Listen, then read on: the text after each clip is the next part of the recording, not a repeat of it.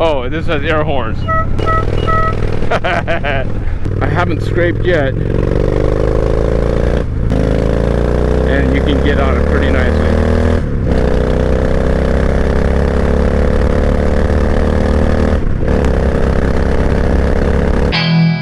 Welcome to Motos, Cades, and Coffee. Alright, well, got a little bit of footage. Still bummed my drone crashed, but we're gonna go get a full ride review out. Alright, let's start this guy up. It starts really nicely. Alright. Key on. There we go. And from the get-go, it's a little awkward. It's a little wide, but as soon as you get going, it gets really nice and very agile. Alright, so let's talk about comfort. Right now, again, I'm 5'9", 31-inch inseam, and this is probably the most comfortable bike I've been on, period, with this Mustang seat. You can see it has highway bars that are way out there. You could really just cruise in this. Alright. But just on the floorboard, it feels really nice. I feel comfortable enough. I feel like I'm in control on the floorboards. So the comfort is great. And the windshield on this one really has no buffeting. I'm riding with my visor open. I don't need it. Alright, controls are really easy to get to. High beam, low beam. Alright. And this guy has an aftermarket RPM gauge, which you talked about. Oh, this has air horns. You can hear it.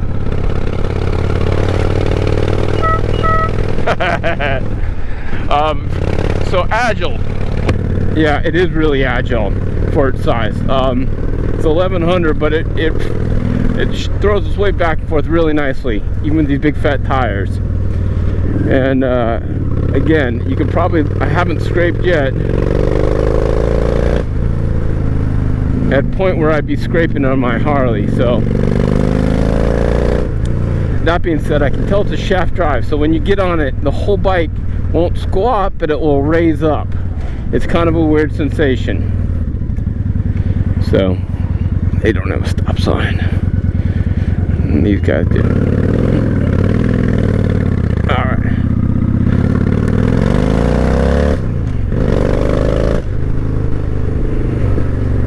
You can hear the Stage Street kit. Everyone's out walking the dogs. Hello. And the heel shift is nice. No gas gauge, but I'm guessing it does have a reserve. I feel a little bit of vibration in the floorboards, but not horrible, and a little bit in the lower back. Again, not really getting any wind, and I'm going 40 miles an hour. So the agility is there. The ride comfort, the way it goes over bumps, it's okay. Smooth enough. It's not completely cloud-like, but it's smooth enough with a good bit of control. And what did I want to say? Oh yeah, so I'm not flat-footed. I am flat-footed, but barely.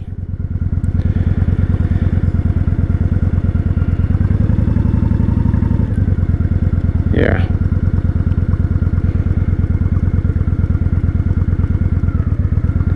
So this has a good combination between handling and ride comfort. The handling, just you can get it in a corner pretty deep, deeper than you would think for a cruiser like this. Ride comfort is about what you'd expect. Visibility on the mirrors is fine.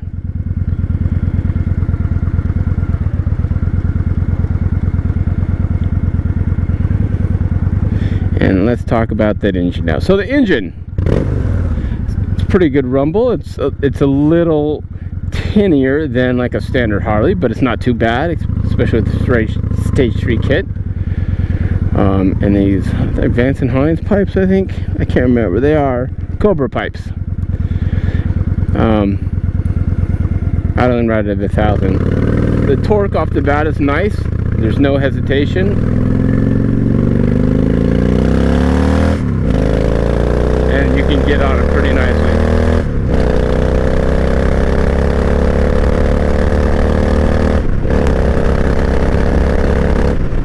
There's 85, that's plenty. And minimal vibration, a little bit. Power's okay. It is about adequate for, I'd say, this motorcycle, this weighted motorcycle, 650 pounds, maybe 90 horsepower, maybe 95 horse is what I'd say. Torque off the bat's pretty good.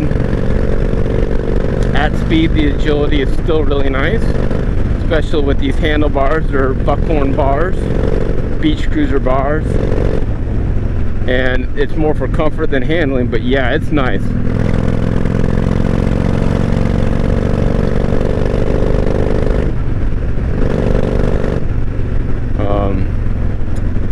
Yeah, and then again, you can put the highway bars out there in your foot pegs. Stretch those legs out really nicely. All right, I need to tighten them a little bit. All right, downshifting really easily. This is definitely more of a cruiser than a sporty bike, but it really outhandles some of the other larger cruisers I've been on, just the agility wise. I'll still say my 2018 Harley Davidson Softail will outhandle this in the corners, but this has a little deeper set to it, meaning the lean angle is deeper than my Harley, probably because it has a little more ground clearance. Now, I can tell you the vibration, it actually does come through the more I'm riding this, more I can tell you it is coming through the floorboards a little bit. Not horrible, but more than my Harley, believe it or not. And this is a liquid cooled motor, where my Harley is an air and oil cooled motor, but this is a liquid cooled motor. That is a nice feature to have. Keeps tolerances tighter in the engine a lot.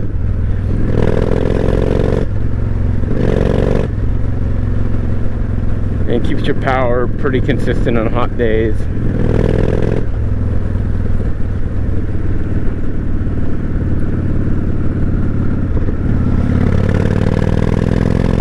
There's other motorcycles I've felt that I don't have as much comfort at high speed, and this one definitely goes in the control category. I definitely have comfort and control at higher speed. I'm not too worried. But then again, I'm not going 100 miles an hour on this.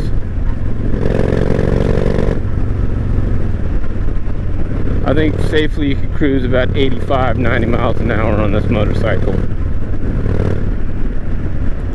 I mean, if there was not a speed limit.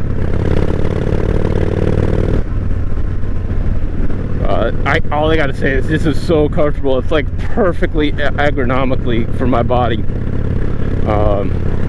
So much comfort on the arms, so much comfort on the lower back, so much comfort on the legs. And I'm not worried about the agility or getting out of the way of things. It is so easy to toss around.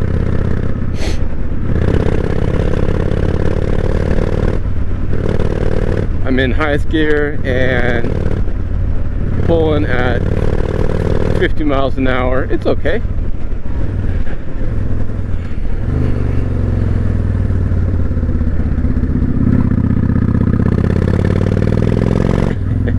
Yeah, you definitely lean a little bit more than you think you can in this big boy. I have not scraped yet.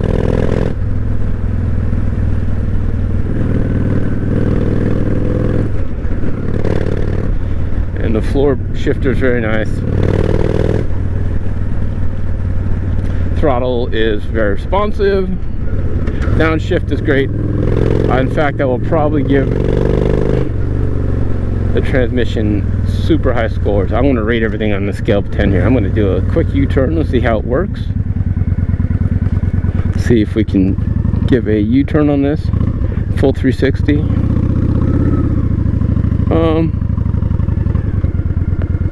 Don't have to worry about turn lock. Nope, it's good. Just got to get used to it. All right, so yeah, pretty good. You can definitely ride it more sporty than it should be.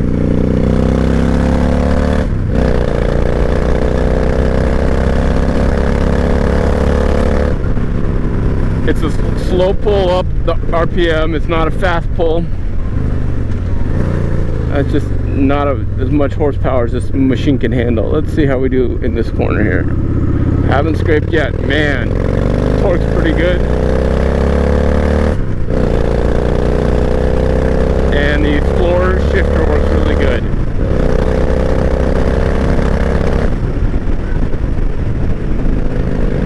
It really makes shifting very easy in this motorcycle with these heel toe shifter. And like I said, you can still get your foot underneath it. All right.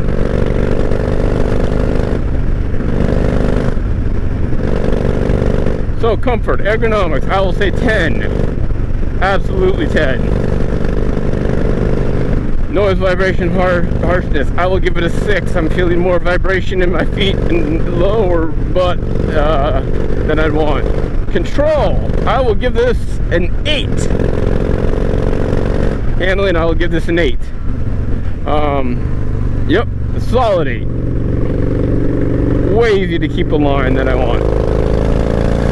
Just a little bit weird from the shaft drive, but that's okay. This is a big bike. Engine, I will give this a 6 on engine. I think you can use a little bit more oomph. And the sound is not my favorite, so I'm giving it a 6. Plenty. It is supporting to this motorcycle, but not anything more than adequate-ish. Ooh. Alright. Controls, I'll give it a 8.5. Controls are good. I would like to see like a fuel gauge. Don't see a fuel gauge. And a lot of the stuff is aftermarket. This has a lot of mods on here, so that looks pretty good. I'm gonna just go and then tune in. Here we go. I like it. Touring capability. I'm gonna give this, man, it's gonna get high. It's gonna get a 9. Just the fact that it has all sorts of features and the comfort make this feel like it could tour for a long time. Build quality is a 98. I had to do a lot of restoration on it. It's not perfect, but you know, from what I can tell, it looks really nice. I'll give it a 8.5 for build quality. Probably higher, but this one has a little bit of patina on it. Reliability, I can't tell, but this has 15,000 miles. I had to change a couple things. It started right up after I got fresh gas in it, so I can't really rate reliability, but it seems pretty good. So overall, this bike absolutely exceeds expectations. Mainly on the handling at speed, the comfort, ergonomics. Yeah, overall, I'll give this bike a solid 8 out of 10. 8 out of 10 for a big heavyweight cruiser. Alright, what questions do you got? What do you guys think of the Honda Shadow? Oh, look, style. Okay. I forgot to tell you. Okay, so look, style. Very subjective. This style motorcycle is an old school American Classic Edition. The white walls, the two-tone paint. It's very beautiful. Mr. Mustard has grown on me. This is not the style I normally like, but Mr. Mustard has definitely grown on me. The lights up front, two-tone, saddlebags, windshield. I'm gonna give it a 7. All right, not my total standard favorite, but a solid 7. It's just not my style. I think others will absolutely give this a 11, but I don't think you can give it below 7. It just feels really, really classic for sure. So I said the vibration, one more thing. I said there's vibration in the floorboards, but there's really no vibration in the handlebars. Very minimal.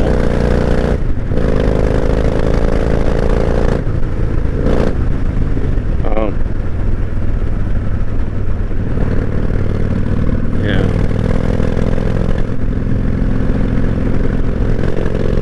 So I think this is gonna do it for me, guys. What questions do you have? Let me know in the comments below what questions you have, what it's like to ride. Please like and subscribe. That helps me bring you more channel content. I have some other videos of me fixing this motorcycle and changing the oil.